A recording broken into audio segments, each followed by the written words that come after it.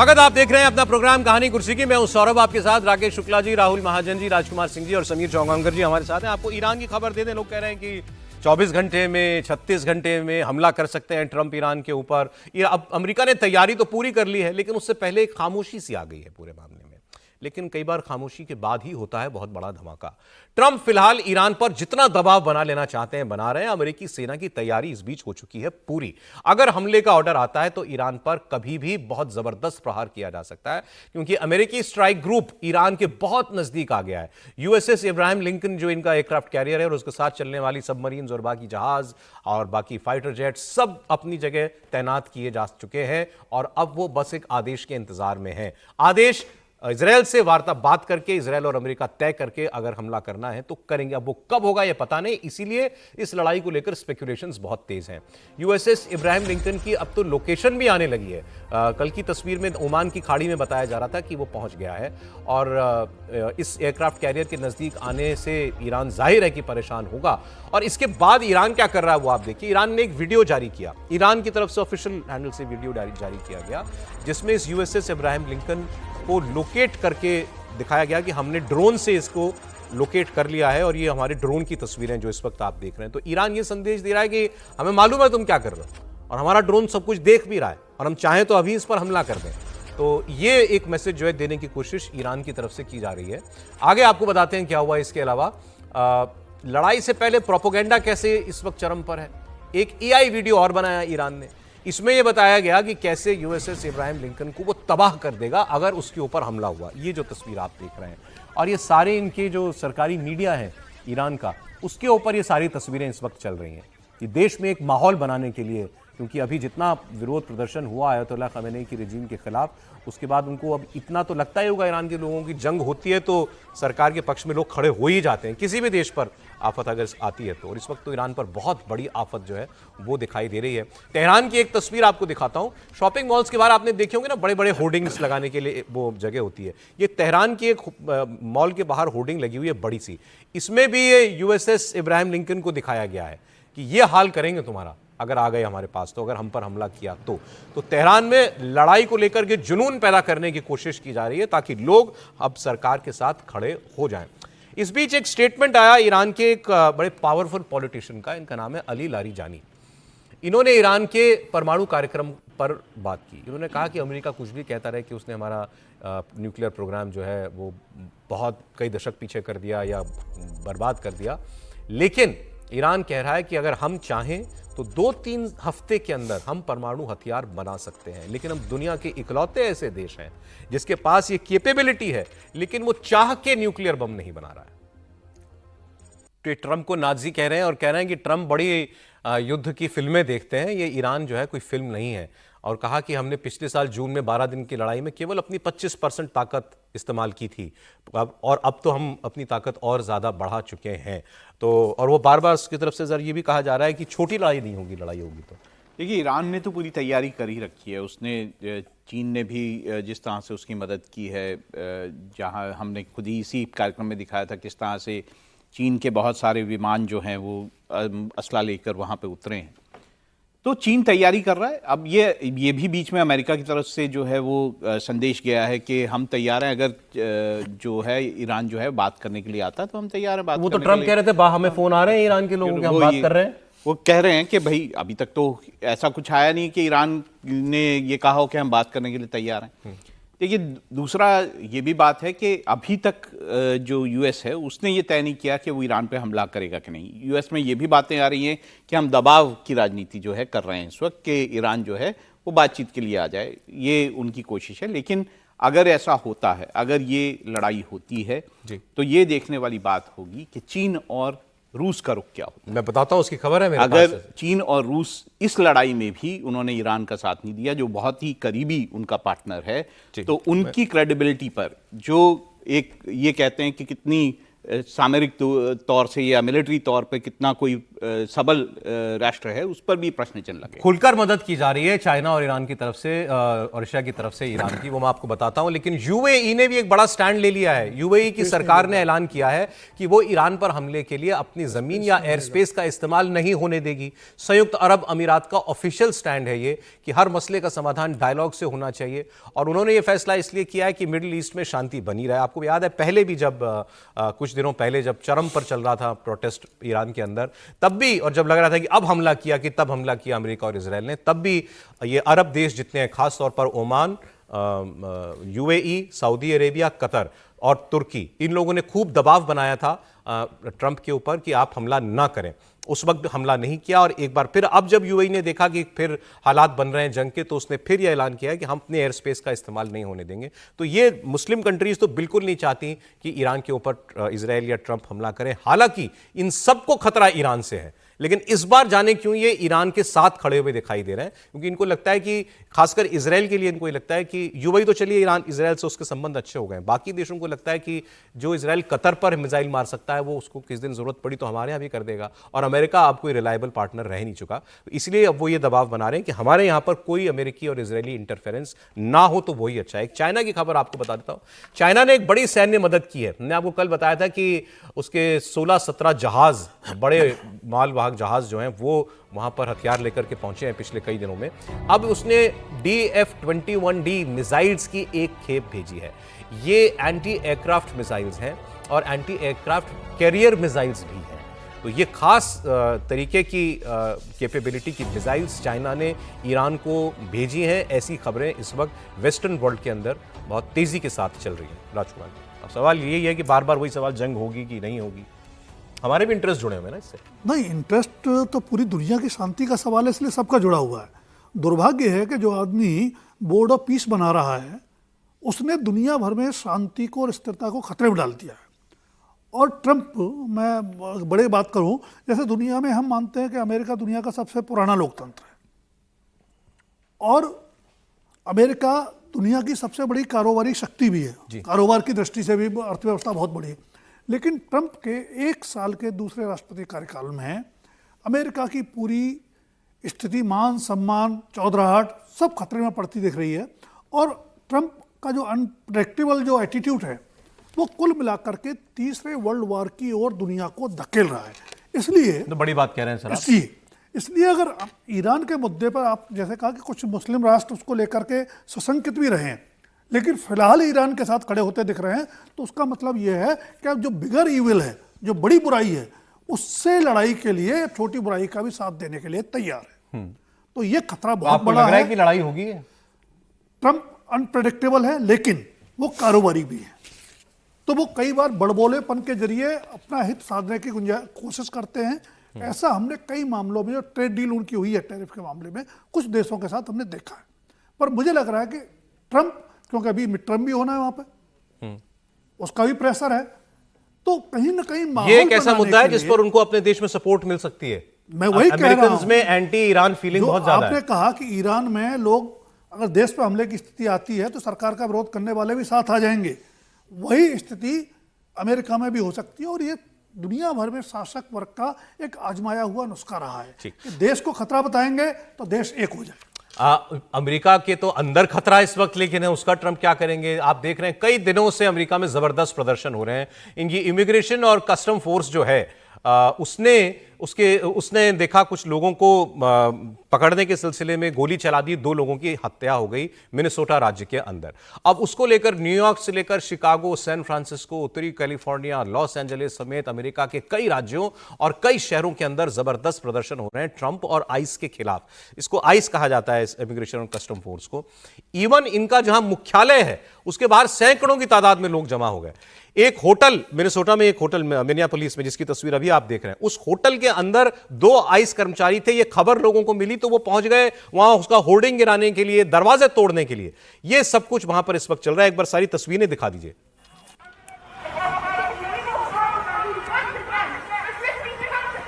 किन हालात में लोग बाहर निकले हैं। जबरदस्त ठंड, पारा -20 -30 degree. and a huge group of protesters are trying to enter that hotel. They believe ICE agents are staying there. Check out this scene here. They kind of barricaded the roads. I don't see any local law enforcement on the scene, but take a look at this. ये देखिए, इस hotel के में ice के अधिकारी थे, तो वहां लोग पहुंच गए इस होटल को इस तोड़फोड़ करने के लिए। यहां पर सामान्य नहीं है। सोशल मीडिया पर अपीलें की जा रही हैं कि लोग अब बाहर निकलें तो हथियार लेके, जिनके पास भी हथियार है, पिस्टल है, बंदूक है, वो लेकर के बाहर निकले।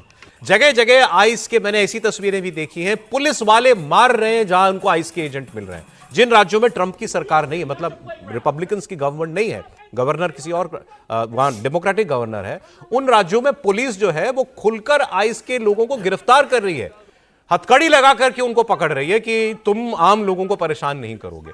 एक मतलब जैसे इसमें दिख रहा है आपको, आवाज बड़ी, इसकी आवाज दीजिएगा जरा।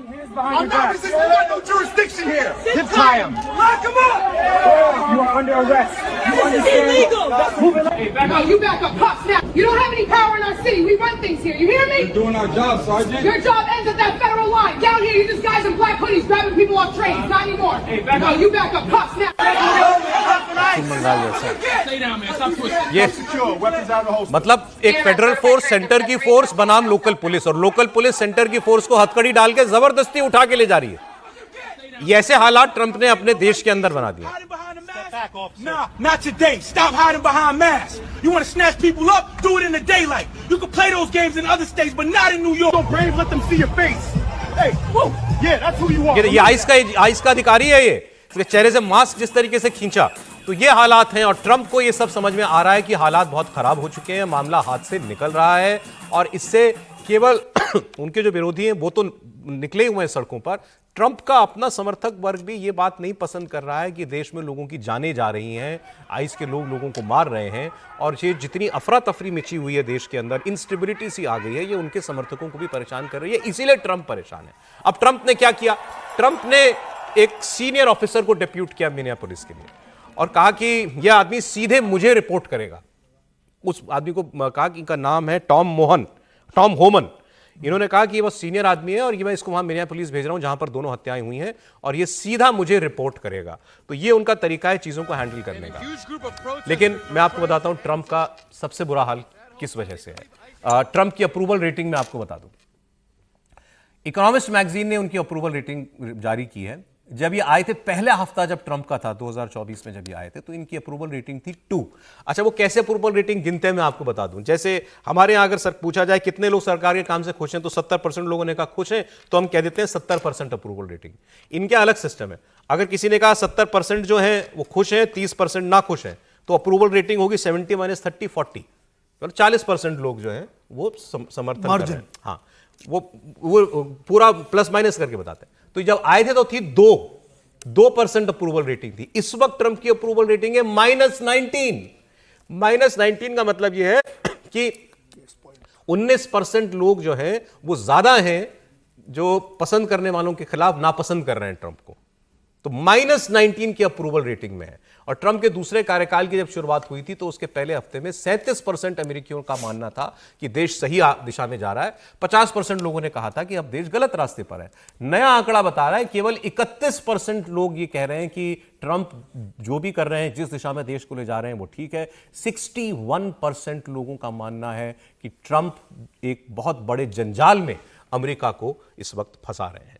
समीर जी, इसका मतलब यह है कि जो मई में मिड टर्म इलेक्शन होने वाले अमेरिका में, वो तो गए क्या, वो बता रहे हैं कि ट्रंप का प्रदर्शन कैसे बना रहा है, रिपब्लिक कैसा प्रदर्शन करने जा रही है। और इतनी स्थिति अमेरिका में खराब हो गई आइस एजेंट को लेकर कि आइस डिपार्टमेंट को एडवाइजरी जारी करनी पड़ी है कि आइस के जो लोग हैं वो अकेले ना घूमे, अपनी आइडेंटिटी इमीडिएट ना बताए, और जब कहीं जाना है तो इकट्ठे होकर जाए। तो और वहाँ संवैधानिक संकट खड़ा हो गया। अगर एक राज्य की पुलिस एक सेंट्रल फोर्स को गिरफ्तार कर रही है, एजेंसी को गिरफ्तार कर रही है, तो सोचिए मतलब क्या स्थिति उत्पन्न हो रही है वहां पर, और किस तरीके का ट्रंप अमेरिका बनाने जा रहे हैं जो कल्पना नहीं कर सकते थे। गवर्नर विरोध कर रहे हैं, राज्य की पुलिस विरोध कर रही है कि भाई सेंट्रल एजेंसी आ रही है, मनमानी कर रही है, लोगों को परेशान कर रही है, और लोग इस -10 डिग्री -20 डिग्री में सड़क पर उतरकर जिस तरीके से ट्रंप के खिलाफ प्रदर्शन कर रहे हैं, और ट्रंप इसको बहुत लाइटली ले रहे हैं। ट्रंप से पूछा गया कि भाई इतना लोगों का प्रदर्शन हो रहा है, आपकी आइस ने निर्दोष लोगों को मार दिया है, तो उन्होंने कहा तो होता रहता है, इसको बहुत गंभीरता से आप मत लीजिए, हमारा काम घुसपैठियों का निकलना है, वो हम करके रहेंगे। ट्रंप अभी भी नहीं समझ रहा है कि वो जिस घुसपैठी के नाम पर अमेरिकन नागरिक को मारा जा रहा है, जिस तरीके से उनका विरोध हो रहा है, आने वाला समय उनके लिए बहुत बड़ा संकट खड़ा होने वाला है। और मुझे लग रहा है मिड टर्म चुनाव तो हारेंगे, वो ऐसी स्थिति करके जा रहा है कि आने वाले 15-20 साल तक रिपब्लिकन पार्टी सत्ता में नहीं लौटेगी। मुझे लग रहा है वो डेमोक्रेट के हाथ में सत्ता सौंप कर जाएंगे। ट्रंप डरे हुए हैं, बिल्कुल डरे हुए हैं। और उन्होंने जो इमिग्रेशन का हेड है ग्रेगरी बोविनो, उसको हटा लिया। अच्छा, वो जो है उसको, ये भी बात वहाँ पे जा रही है, क्या उनको सैक कर दिया गया या उनको सिर्फ उस जगह से हटाया गया है। तो ये साफ दिखाता है कि ट्रंप जो है वो भी काफी दबाव में है, डैमेज कंट्रोल कोशिश कर रहे हैं और वैसे भी काफी डरे हुए हैं। सर 2-3 मिनट रह गए, मैं चाह रहा था एक बात राहुल गांधी की हो जाए, क्योंकि कल से 2 बड़ी कंट्रोवर्सी उनको लेकर के चल रही हैं। कल रिपब्लिक डे परेड में राहुल गांधी को तीसरी पंक्ति में बैठने की जगह दी गई थी, उनको और उनके साथ जो है मल्लिकार्जुन खड़गे जी को। तो ये तस्वीर ट्वीट की कांग्रेस के नेताओं ने और कि ये कहा कि देखिए ये सम्मान है देश के एलओपी का, लीडर ऑपोजिशन का, पहली पंक्ति में क्यों नहीं बिठाया, जहां मंत्री बैठते वहां क्यों नहीं बिठाया। एक तस्वीर उन्होंने ये भी जारी की कि लालकृष्ण आडवाणी 2014 में 26 जनवरी में 2014 में मोदी सरकार आई, लेकिन वो आई थी वही मई जून में, तो उससे पहले 26 जनवरी हो चुकी थी। तो उन्होंने जो है एक तस्वीर जारी की जिसमें बताया कि आडवाणी जी जो हैं वो बैठे हुए हैं उस पंक्ति में बैठे हुए हैं जिसके अंदर जिस रो के अंदर सारे बड़े मंत्री जो थे उस वक्त के, जितने पी चिदम्बरम से लेकर के सामने, वो दूसरी तस्वीर भी होगी तो वो प्ले कर दीजिए, जो कांग्रेस पार्टी ने जारी की है। तो वो उस पंक्ति में हमने आडवाणी जी को बैठाया था। ये मणिकम टैगोर हैं, इन्होंने इस पर सबसे पहले ऐतराज जताया, तो इनकी बात सुन लेते हैं। Mr. Modi and Amit Shah, the level they are stooping low. Usually, till 2014, the first row opposition leaders, Sushma Swaraj, Arun Jaitley ji, and even L.K. Advani ji, who was not an opposition leader, was always seated there. Therefore, this is a very, very low level of politics by the government. Opposition leaders has been insulted on a Republic Day is unacceptable. तो पहले चलिए इसी विवाद की बात कर लेते हैं। राहुल गांधी को तीसरी पंक्ति में क्यों बिठाया? पहले भी ये विवाद हो चुके हैं, पहले विवाद ये भी हो चुके हैं कि राहुल गांधी संवैधानिक समारोह में जाते नहीं थे। वो शायद इसके पहले भी 15 अगस्त पे नहीं गए, कभी 26 जनवरी पे नहीं गए, कभी वो सीजीआई की स्वेरिंग में नहीं गए, उपराष्ट्रपति के स्वेरिंग में नहीं गए, लेकिन यहाँ तो तीसरी पंक्ति में बैठाए दिख रहे हैं। नहीं, इसके पहले भी मुझे जहाँ तक याद आता है, आप लोग थोड़ा सा ठीक करिएगा, कि 26 जनवरी के प्रोग्राम में ही राहुल गांधी नहीं गए। मैं तो कह रहा हूँ 15 अगस्त 26 जनवरी के प्रोग्राम में वो नहीं गए, 2-3 बार हो गया। हाँ, लालकृष्ण आडवाणी जी और राहुल गांधी जी की तुलना मुझे लगता है राजनीतिक रूप से, राजनीतिक हैसियत से तो करना ठीक नहीं होगा, क्योंकि लालकृष्ण आडवाणी जी सिर्फ एक पार्टी के अध्यक्ष नहीं थे। लालकृष्ण आडवाणी जी सरकार के कई महत्वपूर्ण जगहों पर रह चुके, उप प्रधानमंत्री रह चुके थे, उनकी एक वरिष्ठता थी, उनका एक अलग ऑरा था। लेकिन राहुल गांधी जी के साथ नहीं, वो 2014 की बात कर रहे हैं सर, तो ना वो उस वक्त पार्टी प्रेसिडेंट थे और एलओपी भी नहीं थे। मैं क्या बोल रहा हूँ कि दोनों की तुलना, ये पिक्चर है, देखिए वो आडवाणी जी बैठे, आनंद शर्मा दिखाई दे रहे हैं इसमें, पी चिदम्बरम, सोनिया जी बैठी हैं स्वयं, सोनिया गांधी जिस पंक्ति में बैठी हैं वो कह रहे हैं हमने उस पंक्ति में आडवाणी जी को बैठाया था। सुशील कुमार सिंधे भी थे। हाँ, सुशील कुमार सिंधे भी बैठे हुए हैं। अब बताइए राहुल गांधी के साथ गलत हुआ या ठीक हुआ, ये बताइए। नहीं, मैं इसको गलत नहीं मानता। एक व्यवस्था होती है, एक प्रोटोकॉल होता है, और उस प्रोटोकॉल के हिसाब से ही जगह निर्धारित की जाती है। और राहुल गांधी जी को जहां बिठाया गया वो मुझे लगता है गलत या सही। देखिए, मुझे लगता है प्रोटोकॉल का फॉलो करना चाहिए, और प्रोटोकॉल क्या कहता है वो एक बार चेक करने की जरूरत है। कायदे से एलओपी कैबिनेट मिनिस्टर का रैंक होता है, आगे ही बिठाना। तो अगर वो डिमांड करता है तो उनको पहली लाइन में कैबिनेट मिनिस्टर्स के बीच होना चाहिए। दूसरा विवाद बता देता हूं, इसके बाद एट होम सेरेमनी हुई राष्ट्रपति भवन में, जहां पर कल के चीफ गेस्ट जो थे यूरोप के, वो दोनों वो भी गए हुए थे। तो वहां कल जो थीम था वो असम का थीम था। तो हर जो व्यक्ति वहां आ रहा था उसको एक पटका, गमछा, जो भी कहिए, अंग वस्त्र कहिए, असम का, वो पहनाया जा रहा था एंट्री पे ही। तो राहुल गांधी को भी पहनाया गया होगा। राहुल गांधी आपको उसमें दिख रहे हैं, वो तो राहुल गांधी ने नहीं पहना हुआ है, खड़गे साहब ने पहना हुआ है, बाकी जितने लोग दिख रहे हैं ज्यादातर ने पहना हुआ है। तो बीजेपी के लोगों ने इस पर ऐतराज किया कि यह असम का अपमान है, इन्होंने असम का पटका जो है वो क्यों नहीं पहना। अब इस तस्वीर को देखिए, वो जहां बैठे हैं कुर्सी पे, कुर्सी के पीछे उन्होंने लकड़ी के ऊपर जो है वो गमछा टांगा हुआ है, मतलब उनको मिला गमछा। और मैंने एक तस्वीर में वो फिर उनके अभी भी देख रहे थे, उनके हाथ में है, तो शायद उन्होंने पहन लिया हो जब उस वक्त एंट्री गेट पर, और उसके बाद उन्होंने उतार के उसको हाथ में रख लिया। लेकिन इसको बताया जा रहा है असम का अपमान। हेमंत बिश्व शर्मा ने भी इस मुद्दे को जो है ट्वीट कर दिया है। अब एक सांसद है नासिर हुसैन कांग्रेस पार्टी के, उनका समय नहीं तो बयान दिखा देता। उन्होंने कहा मेरे सामने राहुल गांधी राष्ट्रपति भवन में दाखिल हुए, मेरे सामने उनको वो गमछा पहनाया गया और मेरे सामने राहुल गांधी ने पहना। हो सकता है बाद में उतार के हाथ में रख लिया हो, लेकिन क्या ये कोई विवाद की वजह है? मुझे लगता है कि बीजेपी और सरकार जो है राहुल गांधी को कुछ ज्यादा ही तवज्जो देती है।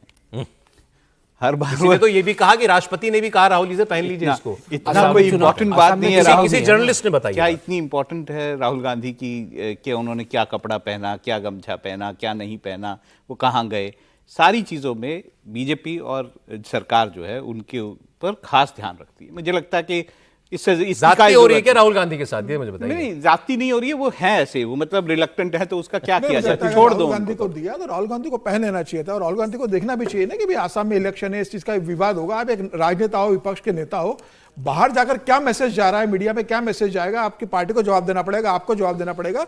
राहुल गांधी को ये बात समझना चाहिए। नहीं, और जब मुझे लगता है राहुल राजनीतिक गांधी लाभ और होता है तब तो मल्लिकार्जुन पहनते हैं ना, खड़गे को ये मनरेगा भी वाले समझना पहने चाहिए थे दोनों गमछा। को कि भाई राष्ट्रपति के रहते प्रोग्राम से निकलना नहीं था, प्रोटोकॉल होता है, राष्ट्रपति जब चली जाती जी। है उसके बाद नेता जाते हैं। राहुल गांधी और मल्लिकार्जुन खड़गे पहले चले गए, तो ना मल्लिकार्जुन खड़गे और राहुल गांधी राष्ट्रपति के प्रोटोकॉल का ध्यान रख रहे। राष्ट्रपति उस खैर, अब कार्यक्रम में देखिए- आप चले जाते हो। अब राहुल जी के साथ हो ही जाता है विवाद, क्या करें, कुछ ना कुछ जो है।